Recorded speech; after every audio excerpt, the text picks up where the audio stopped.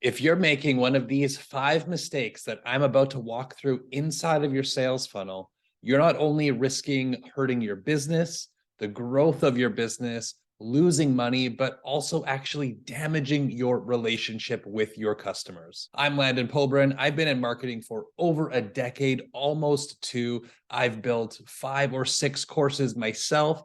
I've launched multiple coaching programs, managed over $5 million in ad spend, and built hundreds of funnels. And today I'm going to talk about 5 of the common mistakes I see online businesses, coaches, and course creators making in their funnels. So without further ado, let's dive right in. Mistake number 1 is when your opt-in rate is below 20%. Now, this is something that I see with a lot of the people that I've consulted with and the funnels that I've audited.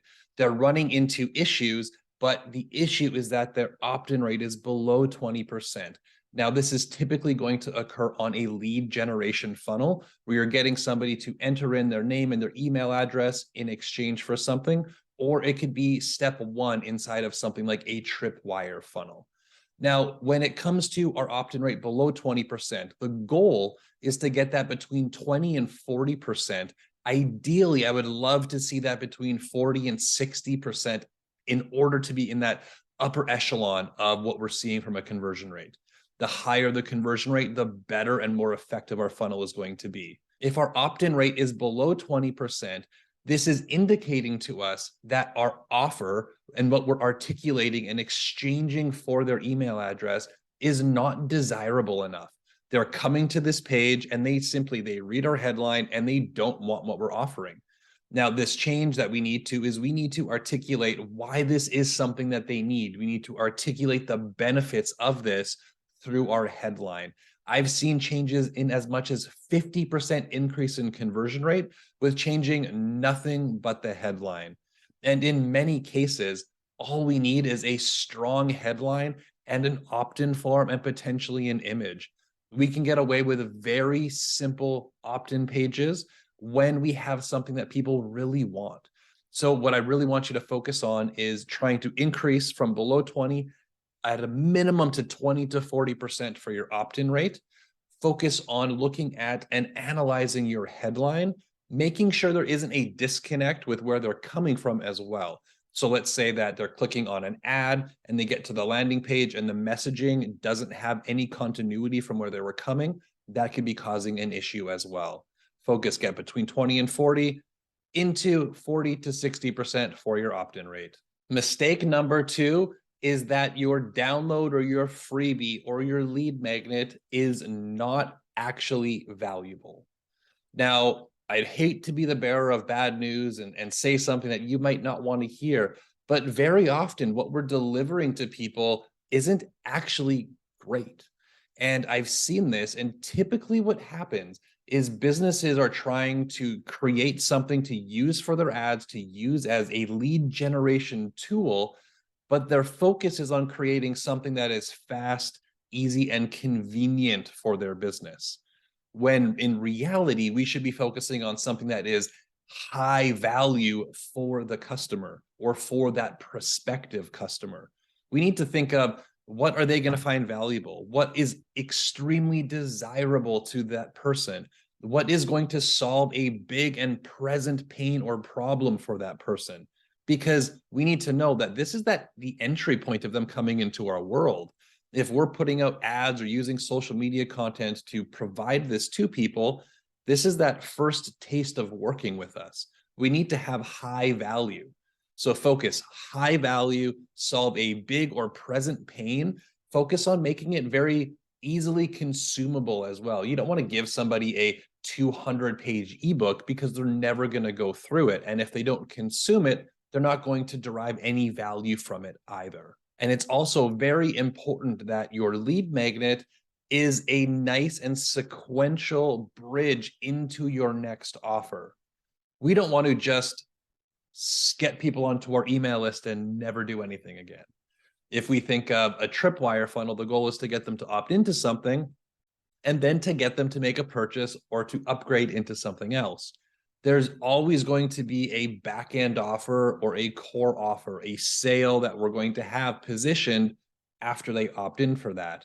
It's not always that next step, like in a tripwire funnel, but it might come in through email. It might come in 60 days, but we want to make sure that there is some continuity between what they opt in for and what we're trying to sell them next. And a good example of this, if we try and go very simple and think of the fitness industry, we could have something that is, maybe they're downloading a get toned for summer workout program.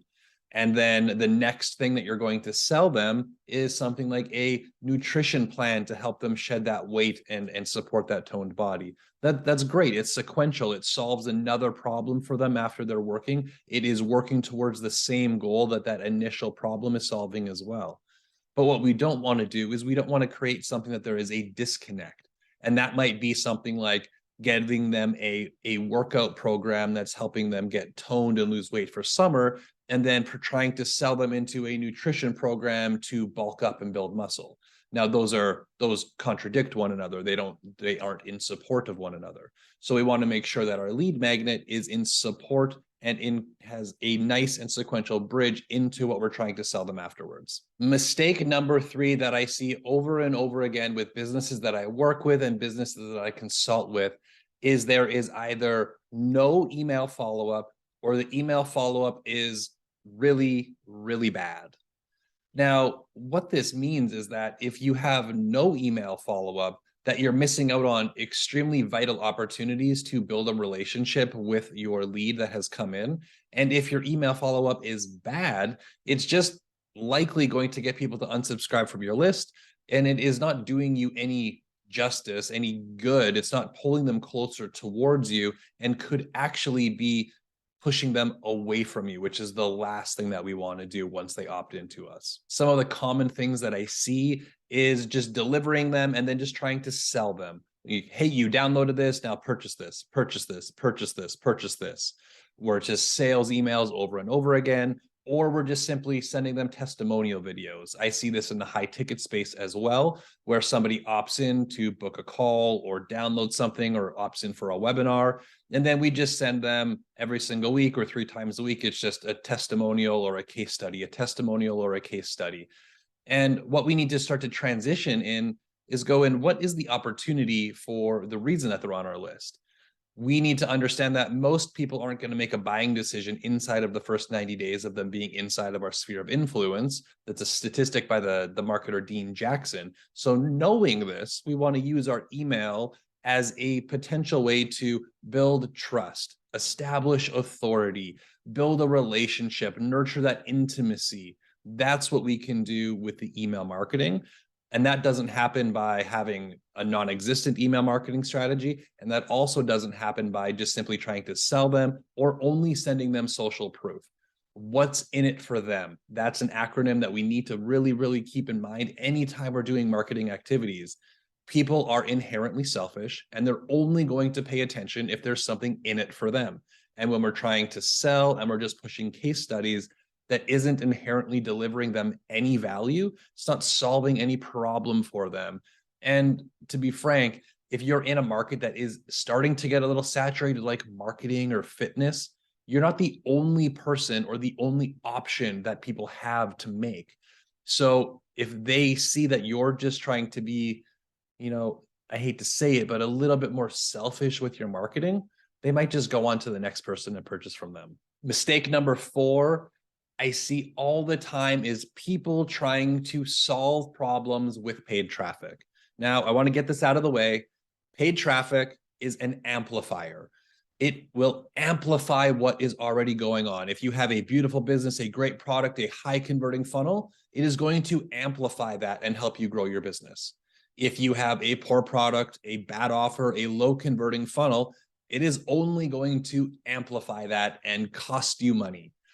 When we have an issue with our conversion rate, an issue with our opt-in rate, an issue with people purchasing or the value that they're getting or the delivery on the back end, we cannot fix that with paid advertising. If people aren't taking the steps that we want them to, driving more traffic into it isn't going to work. And as an online business, it's incredibly important to understand that an agency, a paid media agency, Somebody that is driving traffic is focused on the clicking of the buttons inside of Facebook or Google or TikTok or whatever platform it might be. But the problem that you might be experiencing may be something to do with your offer or with your funnel or with your messaging and positioning. And that is a different skill set entirely. Now, the agency that you're working with might be able to solve that problem, but we need to understand that we cannot solve offer issues and messaging and positioning issues or fulfillment issues with more traffic. So we need to avoid trying to hire agencies or hire media buyers to solve those problems.